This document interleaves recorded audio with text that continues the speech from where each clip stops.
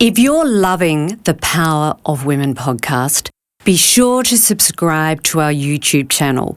That's where you're going to get the latest episode, the best content, and be sure to log in to YouTube and hit that subscribe button. Hey, I'm Di Gillett, and this is the Power of Women podcast. We're a platform that showcases and celebrates the strength, resilience, and achievement of women from all walks of life.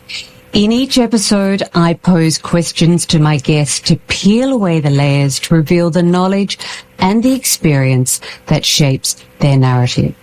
So if you're feeling unseen, unheard, or simply looking for inspiration, then the Power of Women podcast is a great place to join the conversation. We've said before on this podcast that personal experience can be a catalyst for change, and here we are again.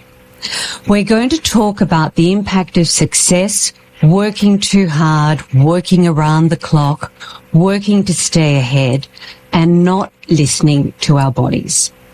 With that in mind, today's guest is an award-winning financial advisor.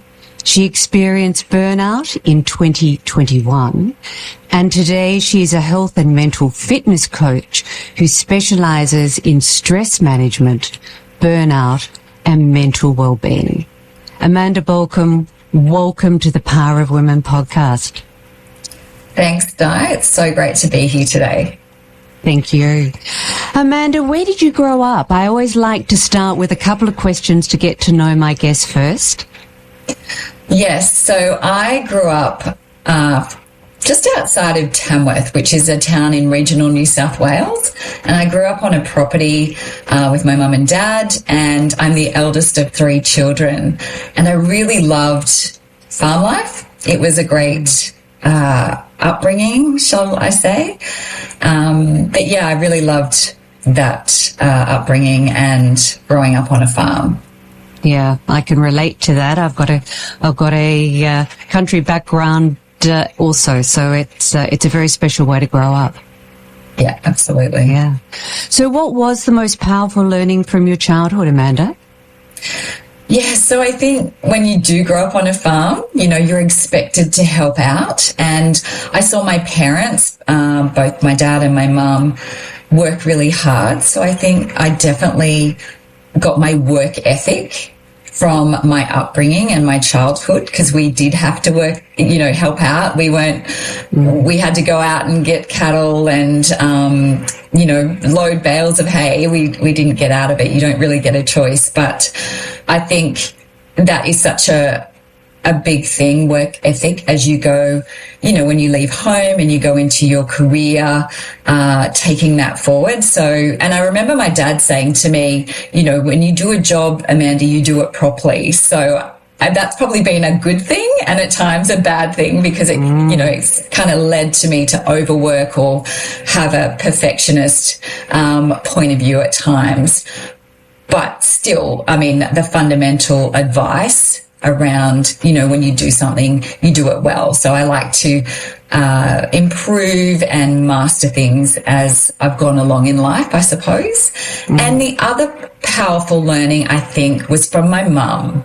And, she was at home working, bringing up 3 children until I was probably about 12.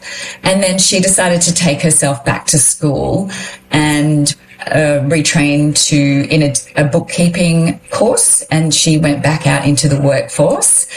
And then probably, 5 to 10 years later, she then retrained again to become a masseuse, and then had her own business for about 25 years. So I've kind of had this role model of someone that's, continually learned, reinvented herself, as well as being able to, I guess, be independent and earn her own income as well.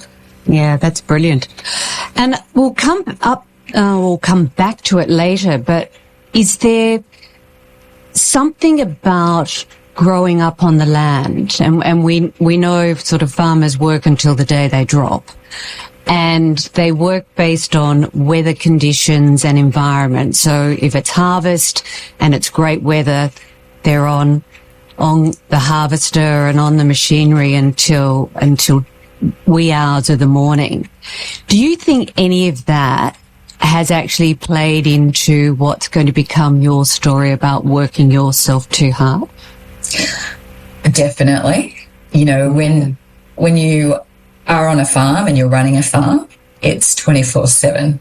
You know, you've got to work when the weather's good, as you said. When it's harvest time, you've got to go, and that's working really long hours. Or when you're making hay, you've got to get up in the middle of the night and check, you know, when's the best time. So I do think that there is a tendency to move into, like, I guess, working too hard for too long, not taking breaks. So I grew up seeing that, and I definitely believe that is part of my belief system, that you had to work hard, you had to keep pushing, you had to put everybody else first. And it's probably led into, you know, being a high achiever as well. This is starting for me to feel a bit like a therapy session, Amanda, because I think I'm suddenly realizing where my ridiculous work ethic has come from too.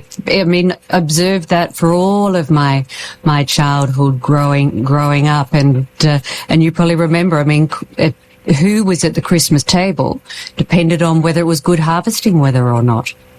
Absolutely. If the weather was warm and it was good to be out in the header, that took priority over family life.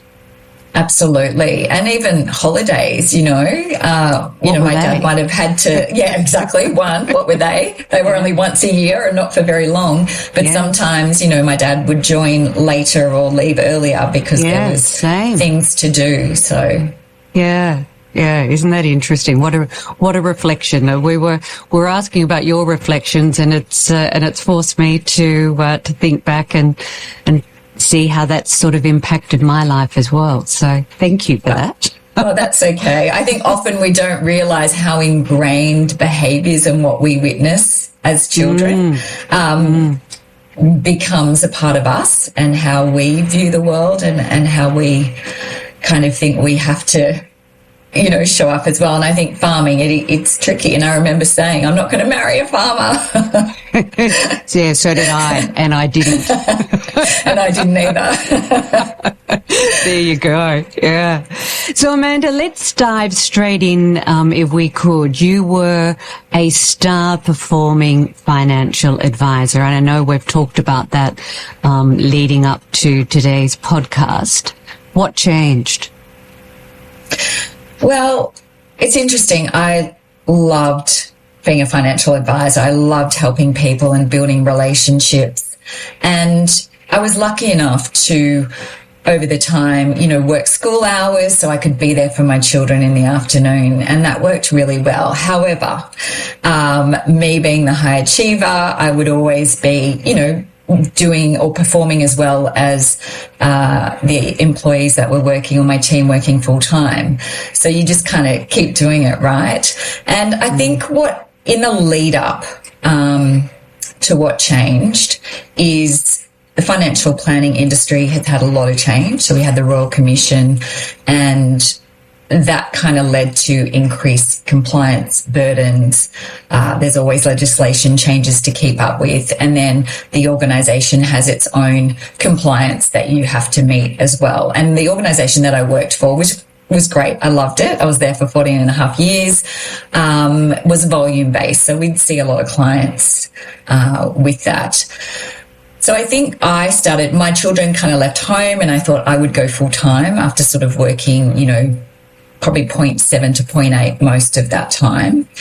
And I've always wanted to be a top performer. So I had my own pressures on myself. You start to take work home. The workloads were increasing, and that was just, I guess, part of changes in the industry. And then COVID hit. I'd sort of got the Financial Planner of the Year within my organisation, and COVID hit, so we were at home, And before you know it, you're kind of working longer hours. You know, you're starting earlier because there's no commute. You're finishing later, you know, it's sort of 6 o'clock. Oh, I'll just get this done. And before you know it, I was sort of dreaming about work and I wasn't switching off. And I'm also love being around people. So I was really missing my team. As a senior planner in my office in Tamworth, I enjoyed mentoring other planners or bouncing ideas and strategies, and I really missed that.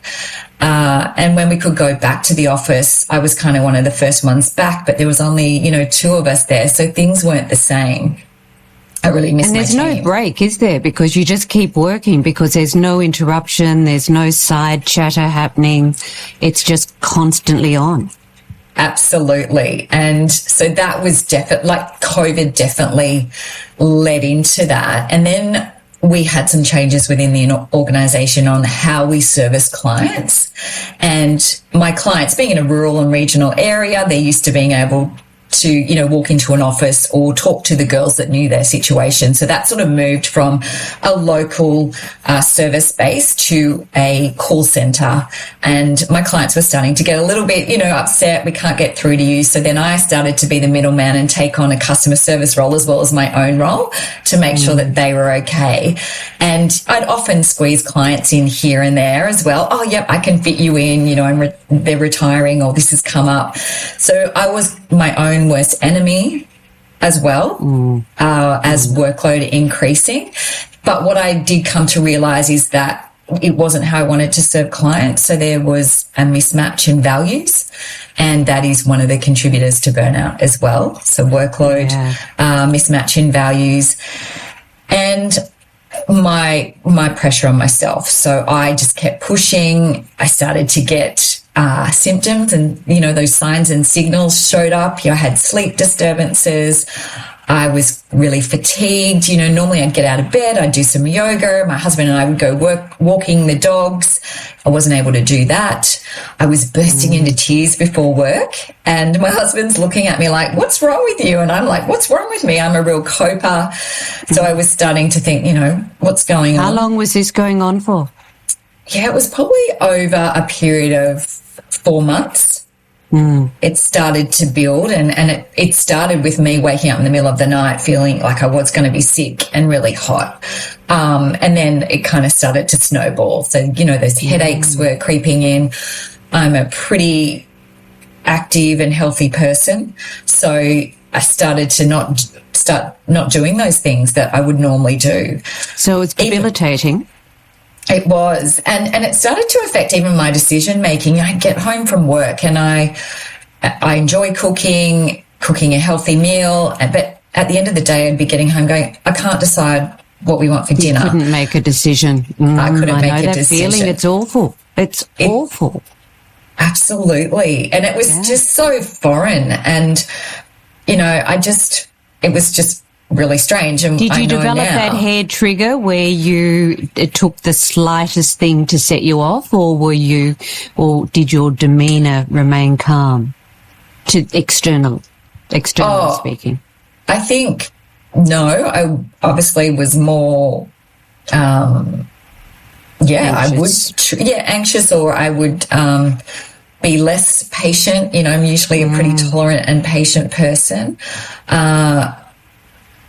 And just being quite emotional. It was really strange. And I think just not being the person that I normally am, and really, I think too, starting to feel really negative about my work. I'm a really positive person. I have, I show up with good energy, and I started to go, what? This really weird feeling, like I was dreading going to work, and that's not something I'd ever experienced. I loved what I did. So you started to challenge your how you're living your life, I suspect. Yeah. So in the end, what happened was I started getting worse and worse. My health, I just was not feeling well. One morning I burst into tears. My husband and I were getting our morning coffee, and I just said, I can't do this anymore. And I literally resigned from my job. I walked away. I left all my sick leave. I just needed a break. And I was lucky enough that I was seeing my GP in the lead up to the burnout and after. And I also had one sort of strange symptom around breakthrough bleeding. And in the meantime, that symptom was being investigated. And it was about 3 or 4 months after my burnout that I actually got a cancer diagnosis. And wow. That was a huge wake-up call. So did that diagnosis challenge what you were doing professionally, or your thinking around what you were doing professionally and personally? Did you think there was a correlation? Absolutely. I think anyone that's experienced a cancer diagnosis, you get clear very quickly on what matters. And it made me really stop and reevaluate everything in my life. How I'd been living it was not sustainable. And it also changed or made me redefine my definition of success. And it also forced me to look at my mindset and why was I pushing so hard? And what I probably unraveled was that I was tying some of my self-worth up in my achievements. And that was a big surprise because I never thought I had a low self-worth, but I realized that there had to have been. I wouldn't let myself rest. But then there's also have to be. So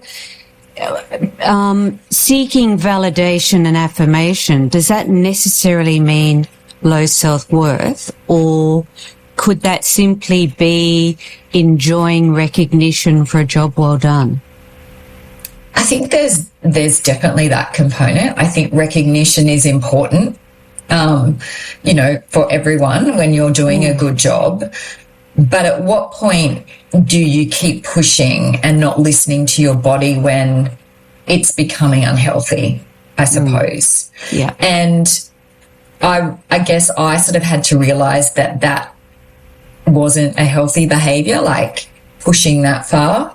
It's great to be recognized, and I was. But at what point, does my achievements and my work become who I am? Some of my self-worth tied up in that. And I think the other part is being a mum as well. So I sort of saw my mum put everyone else first, and it's something that I've done as well.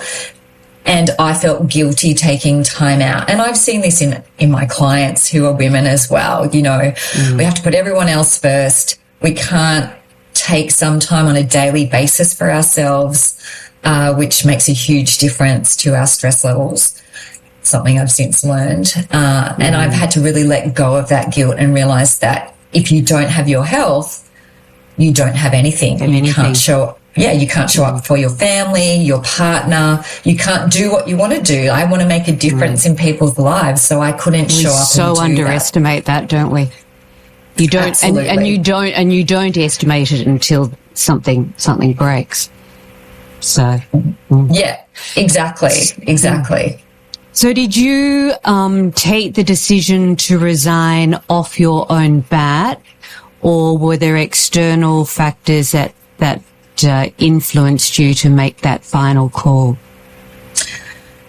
Yeah, so I guess in the lead up, my husband recognized before I did that my stress levels weren't, like, they were high. He could see this wasn't me. I wasn't well, and he did encourage me a couple of times he said, if you need to leave, if you need to resign or you need to take a break, like, I'm here, I'm supporting you. And, as we do, no, I'm right, I'm okay, I'll keep going. But in the end, when my body really just couldn't take it anymore and I was that emotional, I eventually listened, and I knew he had my back.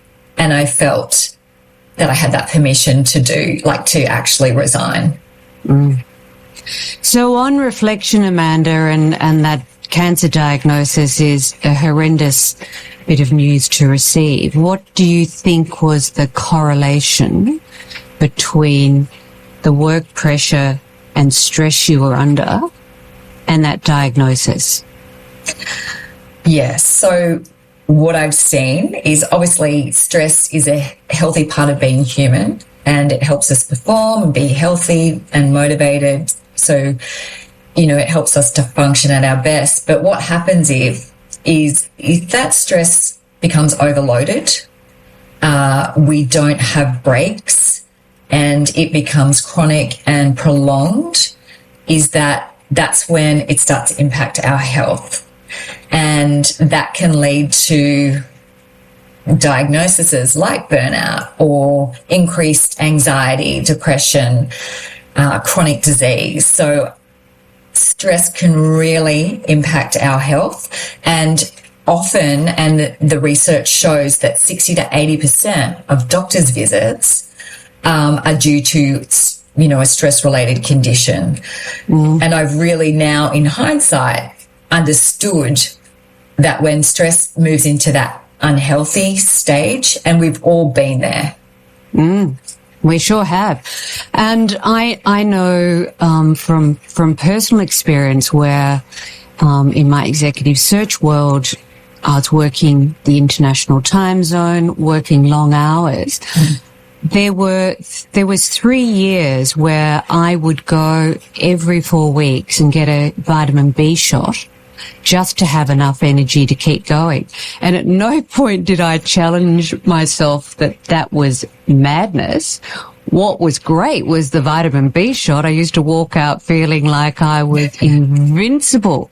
And you literally bounced when you walked for the next week or so afterwards, because it lifted your energy levels. But in hindsight, that is just madness. All I was doing was artificially doing what we used to do as university students, where we used to drink Red Bull to keep ourselves going.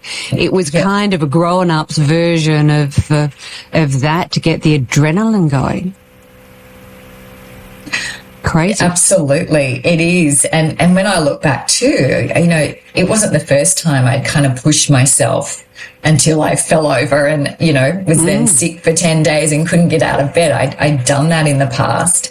And the crazy thing is that I was diagnosed with an autoimmune disease at 19. So at an early age, I understood the importance of health. I did a lot of research around nutrition and leading a healthy lifestyle to look after myself, because I wanted to be healthy so I could go and have a career and a family and all those things. But I guess over time it's that driving to achieve, to keep pushing, and, feeling guilty about stopping. I don't know why. No one made me feel that way, but it's something that we do carry, is that guilt. So on reflection, leading into the cancer diagnosis and the burnout hit the wall in 2021, what did you miss along the way? What were the signs that you weren't reading? Because I know there will be listeners who are going, I relate to a whole lot of these things that Amanda has just said. I'm either have done that or am doing that. What are the signs that I need to be listening to? Yes, I think I definitely didn't listen to my body. So, sleep disturbances are common. The fact that I was getting headaches and feeling nauseous, like things that don't normally happen. The fact that you're not doing the things that you'd normally do, like, being active, getting out of bed, walking, you're too fatigued and you're sort of staying in bed until you have to get up. Having trouble making decisions, or planning, having that brain fog. I think it's these subtle signs is what it starts with. And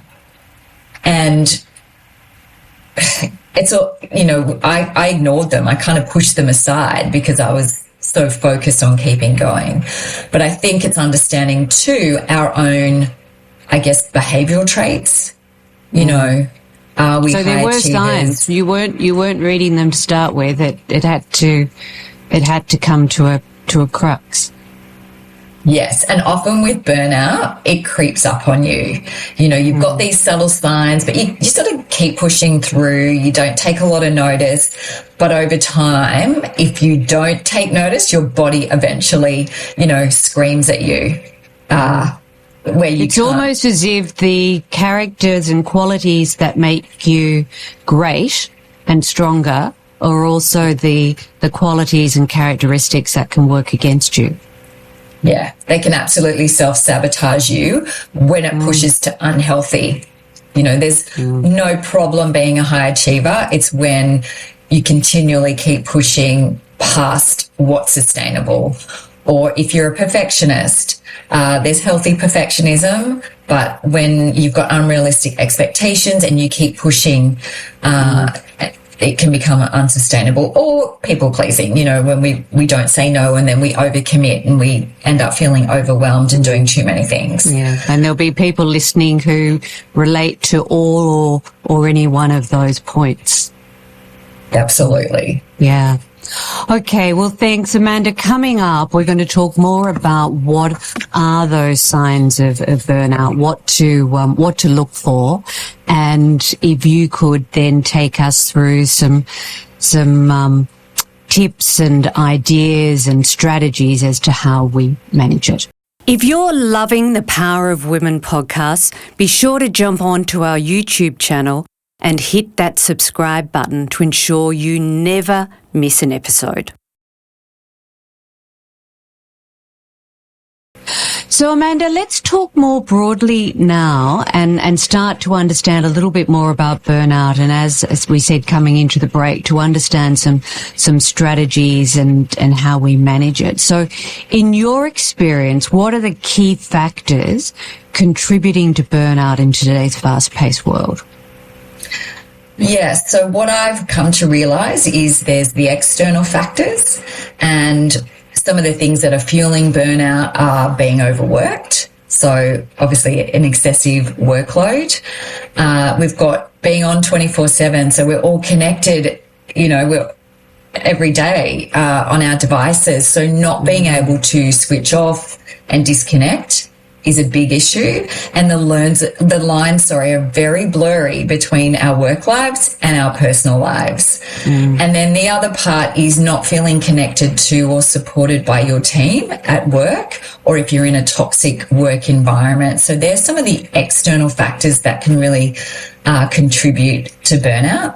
And then there's, of course, the internal factors, which we've kind of touched on, that can make us more prone to burnout. And that's those behavioral traits that we were talking about. So being that type A personality, high achiever, perfectionism, or being a people pleaser. And also having being highly self-critical. So, you know, that negative self-talk can also contribute. So there's sort of, it's kind of complex, but there's external and internal factors that can contribute to burnout. So if I was going to craft a checklist, and I'm not suggesting that we self-diagnose and bypass the medical fraternity, but if I was going to put a checklist down of 10 things to say, let me do a self-analysis of where I'm at. Am I pushing too hard? Am I approaching burnout? What would be on that checklist? I think some of the things to be aware of is that, first of all, it presents different for everybody. Secondly, burnout can happen to anyone. I mean, it's often high performers, but not to feel bad, you know, if it does happen to you. And then what I normally do is categorize the symptoms into 4 areas. So the first one is physical symptoms. So that's where you could be experiencing those sleep disturbances, headaches, nausea, low libido, appetite changes. And then we've got mental and behavioral. So, you know, if you start changing your behaviors, maybe you're drinking more alcohol, or maybe you're self-soothing through eating, maybe some of the mental signals can be anxiety and depression. So that can often be diagnosed by a GP, but sometimes some of the other symptoms aren't uncovered to recognize that it's burnout. So just being aware of that, understanding, feeling negative towards your job and disengagement, so starting to sort of withdraw from others and feeling disengaged. Then there's cognitive symptoms, which I think a lot of people aren't aware of, and that's where, having trouble making decisions, having trouble planning, brain fog, it can affect your memory. And then there's emotional, so you might start to feel more angry, frustrated, emotional. Like myself, I was bursting into tears when normally I wouldn't. And you could start having those feelings of, dreading going to work. So I think keeping in mind that there's sort of 4 different areas that you could experience. And I mean, the World Health Organization defines burnout, or they've actually positioned it as an occupational phenomenon, and it's really resulting from chronic workplace stress that has not been successfully managed. But we are starting to see burnout in people that are in caregiving roles as well. So just being aware of that. And this is going to be different for men and women too, isn't it? Because you've just shared with us that you've turned 50. You hit burnout 3 years ago. Approaching perimenopause, approaching menopause. This is a vicious circle for women, not to discount that burnout's not a major issue for men, but for women, this is happening at the same time as we're going through hormonal changes. So not all of those symptoms would be exclusively allocated to burnout, because there's a direct correlation with a number of those symptoms that could be apportioned to menopause. It's a vicious circle. What do we do? Yeah, that's exactly right. A lot of these symptoms can correlate to other things, and especially for women, as you said, going to perimenopause and menopause, some of these symptoms can be similar, and that's where making sure you go and speak to your doctor about what's going on. But there are burnout measures or checklists that you can go through to sort of get an idea of whether burnout is the underlying cause to those symptoms, how you're showing up in life, if you're your best self, how are you acting and behaving, and, are you full of energy or are you feeling fatigued? So sort of, looking at how you are when you're at your best self compared to how maybe you're feeling. And if you notice that you're not doing things like I wasn't getting up and walking the dogs and doing my meditation practice that I would normally do when I'm feeling my best self. So just understanding those sorts of changes, if you maybe only drink, a couple of glasses of wine on the weekend, but you're starting to drink every night, that's a change in behaviour. Certainly a COVID behaviour for many people. Absolutely. And there was a lot of pressure. People were stuck at home, homeschooling, family, trying to work as well. So I think just recognizing your best self and when those behaviors have changed. Yeah. Talking to the people around you is really important. So your inner circle, your partner, your family, close friends, have they noticed something? Maybe they've actually pointed that out. Well, that's what I was going to ask, because this, if you are in a family setting, this is not a solo journey. If you're beginning to manifest a number of these behaviours and these symptoms that you've talked about, what's the impact that somebody experiencing or heading into burnout can have on the family unit? Yeah, I think, as I said before, it can creep up on you, and sometimes you're the last one to actually realise what's going on. And it can really impact, because if you're feeling fatigued, maybe you're not feeling like cooking a meal for your family. So then you're starting to get takeout. So that can, you're not showing up, you're losing your temper, or you're feeling frustrated. So maybe you're not present, maybe you're doom scrolling. That's another thing, you start to get on the phone and you're doom scrolling, you're not present in your relationship. So I think it can really impact your relationships, the health of your family, because you're sort of so exhausted that you're barely, keeping yourself together and looking after yourself. Then that's having a ripple Tell me effect more on about your doom family. scrolling. It's not a phrase I'm overly familiar with. I'm not sure that everybody listening today will be familiar with that. Is that looking up negative information? What is doom scrolling?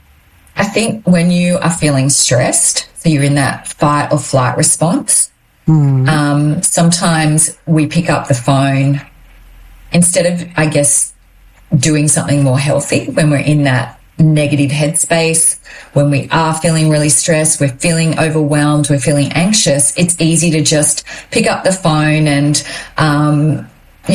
scroll Instagram or so it's just look at the withdrawing. It's closing down. Yeah, exactly. It's a kind of an avoidance behavior or a numbing out.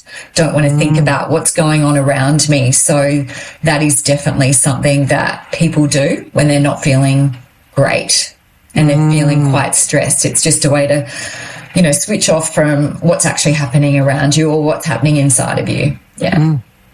So let's look at the upbeat side of this, of getting control of this. What are some of if we look at the mechanisms for coping strategies and self-care practices to manage the impending symptoms and impact of burnout? What are some of those strategies and what are some of those mechanisms you would suggest? Yeah, so I think initially it starts with self-awareness.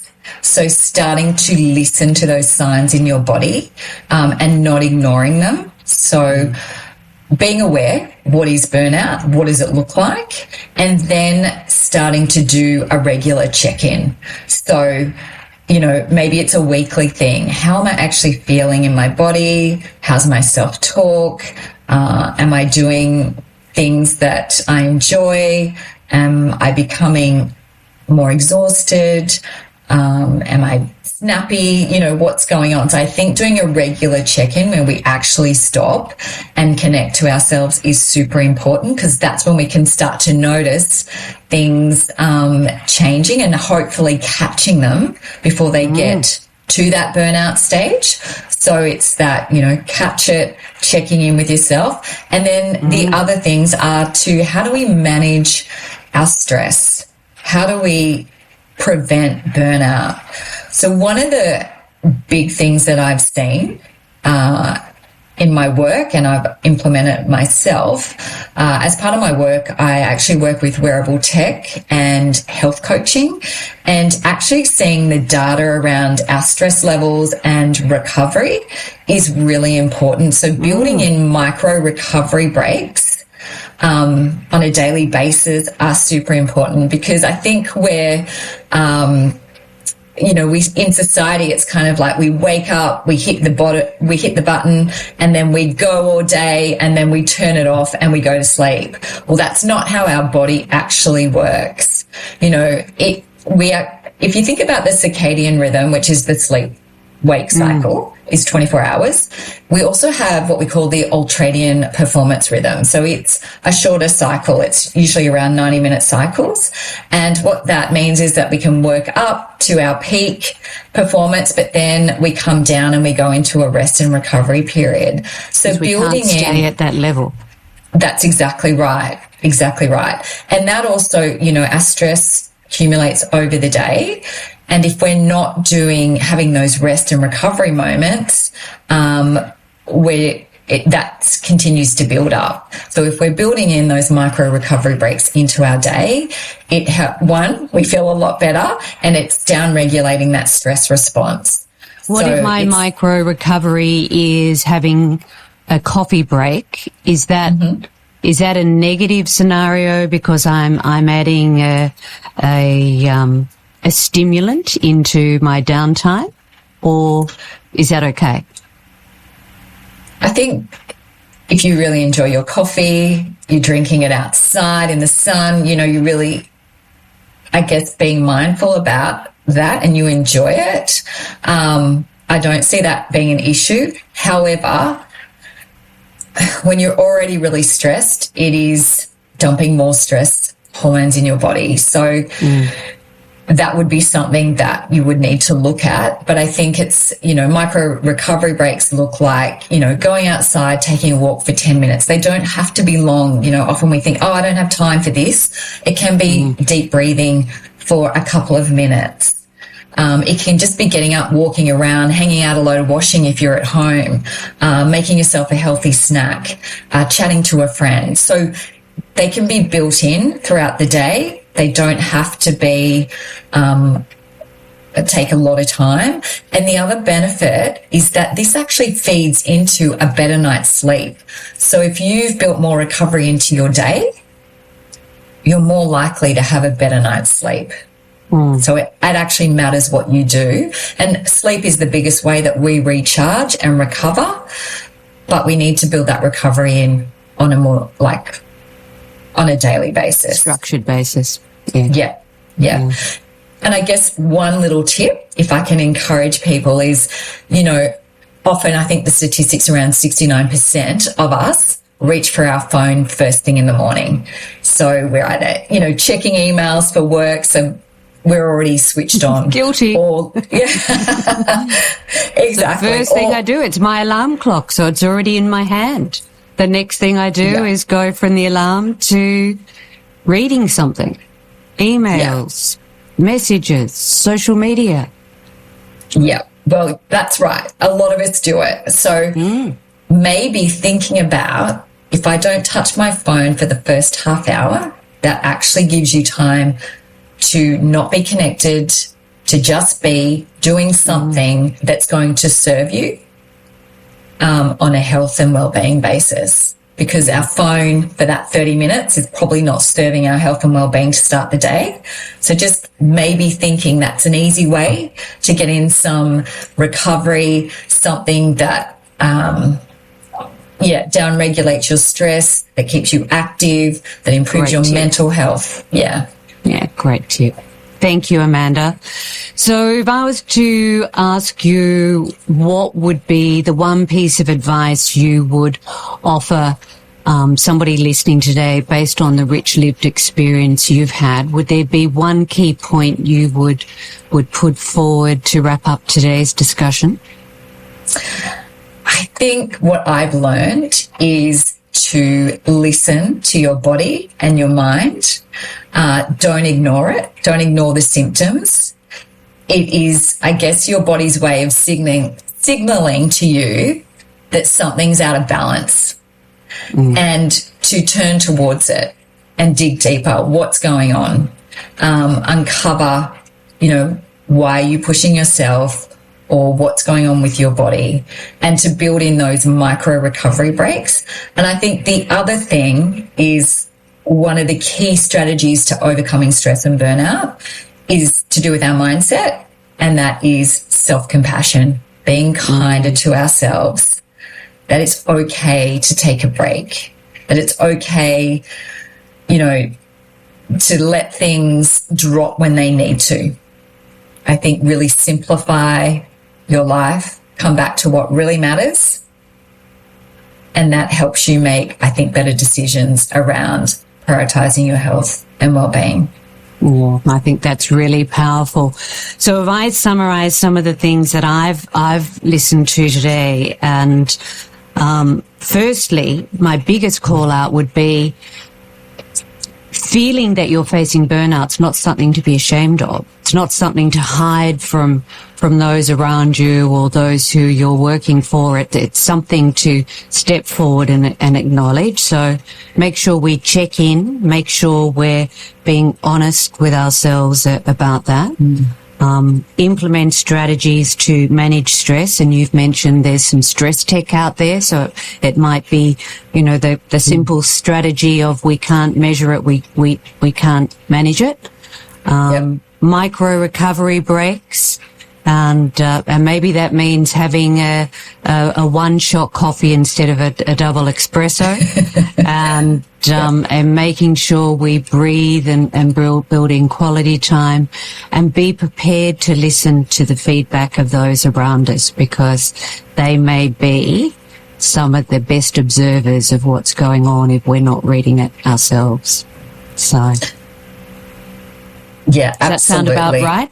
Yeah, you've nailed everything there. And I think that one last point about the people around us, if you're not sure how you present when you're stressed, ask your partner or your family. They know the signs and signals, And be prepared to take the feedback on board. Absolutely. I think that's, really important. But just checking in with yourself is super important as well. Fantastic. Amanda, thank you so much. I know you've had to share some of your personal details to highlight the story today, and hopefully your health and well-being is well on track and pointing in the right direction. So if you've enjoyed today's episode, be sure to follow the podcast, because the more followers, the more great content we can continue to bring to you. Amanda, how do we find your business if somebody's looking to engage your services? Yes, so I have a website, which is stillwellness.au. That's my business name, and they can book in for a call if they would like to know more. Or I am also on social media, so I'm on LinkedIn at Amanda Balcombe, and also Instagram, so stillwellness_Amanda Balcombe. Fantastic. And we'll be sure to put that into the socials so that you can find Amanda. Also, follow me on the socials. I'm on LinkedIn, Facebook, and Instagram as Di Gillett and as Power of Women.